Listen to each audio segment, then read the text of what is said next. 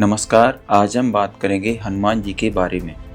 हम सभी जानते हैं हनुमान जी भगवान राम के भक्त थे, जिन्होंने अपनी भक्ति और शक्ति से रामायण में महत्वपूर्ण भूमिका निभाई। लोगों की ऐसी मान्यता है कि हनुमान जी की पूजा करने से व्यक्ति को बल, बुद्धि और आत्मविश्वास की प्राप्ति होती है। क्या हनुमान जी की पूजा करना सही है या गलत? क्या पूजा करने से कोई लाभ होता है या नहीं? आइए देखते हैं शास्त्र इस विषय पर क्या बताते हैं। तो चलिए शुरू करते हैं। महंत जी देखिए कैसी बहकी बातें कर रहे हैं। हनुमान जी हमारे कलयुग के पूजनीय देव हैं, हम उनकी पूजा करते हैं और लाखों लाभ प्राप्त करते हैं। मैं और मेरा पूरा परिवार हनुमान जी की पूजा करता है और लाखों लाभ प्राप्त कर रहा है। और ये कैसी मूर्खों वाली बातें कर जा रहे हैं। Good question, you are a good question. महोदय, आप सभी ये बताइए कि क्या आप रामचरितमानस, श्री राम और हनुमान जी को मानते हैं कि नहीं मानते? जी क्या बताइए। हम मानते हैं उनको। हमारे पूजनीय गुरुदेव संत रामपाल जी महाराज जी ने हमें इस बारे में बताया है कि रामचरितमानस जी में भी ऐसे कई प्रमाण हैं जहाँ पर हनुमान जी स्वयं अपने बारे में स्वीकार करते हैं कि उनकी पूजा करना कैसा है। रामचरितमानस के ही सुंदरकांड हनुमान जी स्वयं स्वीकार करते हैं कि कहो कवन में परम कुलीना, वानर अति चंचल सब हीना, प्रात ले जो नाम हमारा, ते दिन ताहि ना मिले आहारा। अर्थात हनुमान जी स्वयं कहते हैं कि मैं अति चंचल वानर हूँ, जात का कुलीन वानर चंचल हूँ। और लिखा हुआ है रामचरितमानस में, सुन लीजिए लिखा हुआ है रामचरितमानस में, प्रमाण है। वहाँ पर पूरी बात सुन लीजिए। हनुमान जी वहाँ पर कहते हैं कि प्रातः सुबह जो मेरा स्मरण करेगा, जो मेरा नाम लेगा, उसे उस पूरे दिन अन्न आहार प्राप्त नहीं होगा, भोजन प्राप्त नहीं होगा।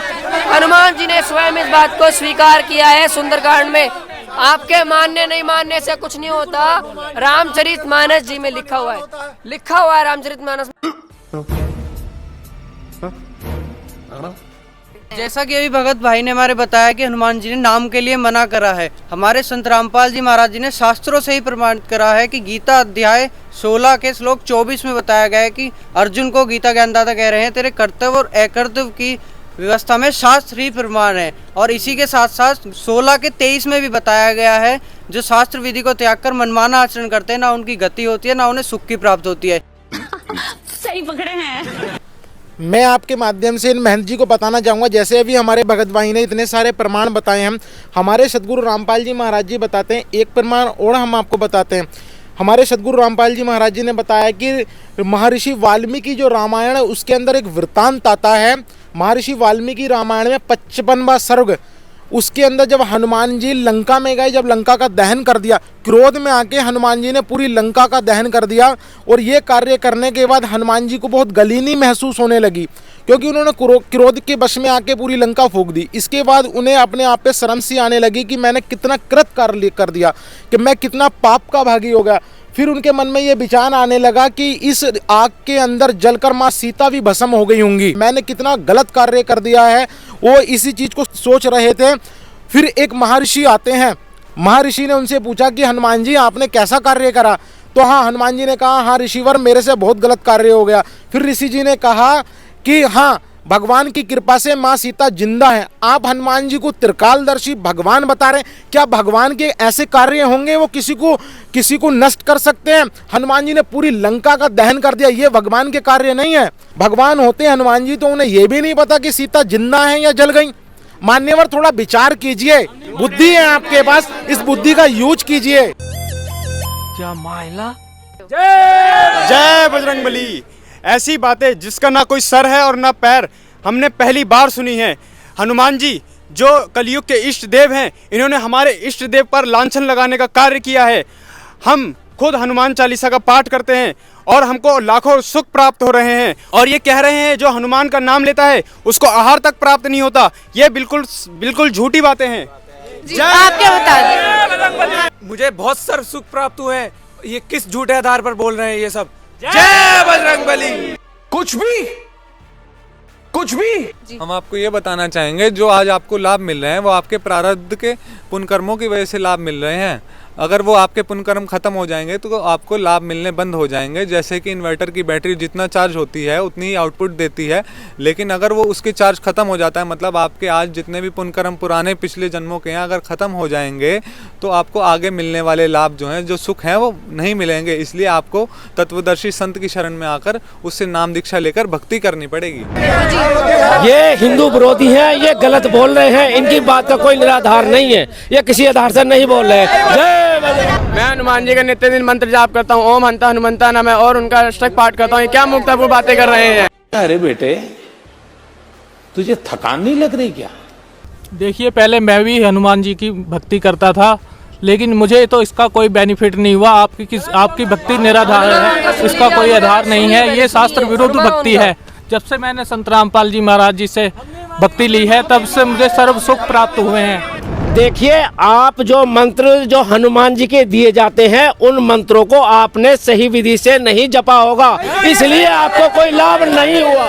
सही तरीके से भक्ति की थी, जैसे मुझे शास्त्री जी ने बताया था मैंने वैसे ही भक्ति करी थी। मैं मुक्ति धाम में भी जाता था तभी, लेकिन मुझे इसका कोई बेनिफिट नहीं हुआ। ये शास्त्र विरुद्ध भक्ति है, इसमें कोई शास्त्रों में प्रमाण नहीं है इसका। अब इन लोगों को लाभ भी हो रहे हैं, मगर ये इनके प्रारंभ के कर्म हैं, उन मंत्रों से लाभ नहीं हो रहे हैं जो ये मंत्र कर रहे हैं, जो हनुमान जी के मंत्र कर रहे हैं। सुन तो लीजिए एक बार, मैं जो बताना चाह रहा हूँ प्रमाण तो दे रहा हूँ ना उस चीज का। जो रामचरितमानस का प्रमाण है उसे तो आप लोग मानेंगे, तो आप रामचरितमानस को भी नहीं मानते हैं।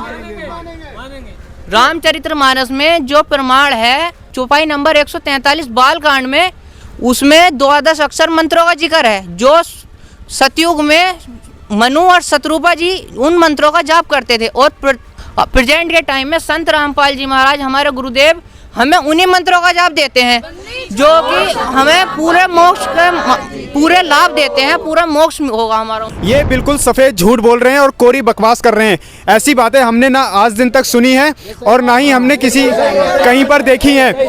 रामचरितमानस में 12 अक्षर मंत्र ओम नमो भगवते वासुदेवाय बताया गया है, जिसका हम सभी जाप करते हैं और हमको इसका लाभ प्राप्त होता है। ओम नमो भगवते वासुदेवाय नमः जाप करने से लोगों के बिगड़े काम बनते। कैसी बातें कर रहे हो? देखिए, वास्तव में 12 अक्षर मंत्र कुछ और ही है। आदरणीय महानुभवों, मैं आपको बताना चाहूँगा, केवल शोर मचाने से कुछ नहीं होता। आप वास्तव में रामचरितमानस को पढ़िए।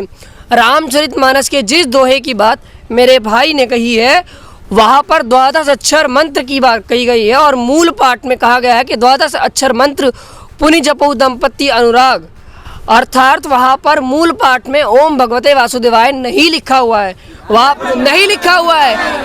आप मूल पाठ पढ़िए, आप मूल पाठ पढ़िए, सच है, आप मूल पाठ में पढ़िए, कहीं पर नहीं लिखा हुआ है। अगर हम आप ही के दृष्टिकोण से चले तो वहाँ पर उस 12 अक्षर मंत्र के अनुसार तो ओम गणगणपते भी 12 अक्षर मंत्र है, ओम नमः शिवाय भी 12 अक्षर मंत्र है, और न जाने ऐसे कितने मंत्र बन जाएंगे 12 अक्षर मंत्र के नाम पर। लेकिन वास्तव में जो 12 अक्षर मंत्र है वो वह मंत्र है जो अभी वर्तमान में हमारे जगतगुरु तत्वदर्शी संत रामपाल जी महाराज जी हमें दीक्षा में देते हैं। वही वास्तविक 12 अक्षर मंत्र है जिसको जाप करने से हमें सर्व सुख सुविधाएं प्राप्त होती है।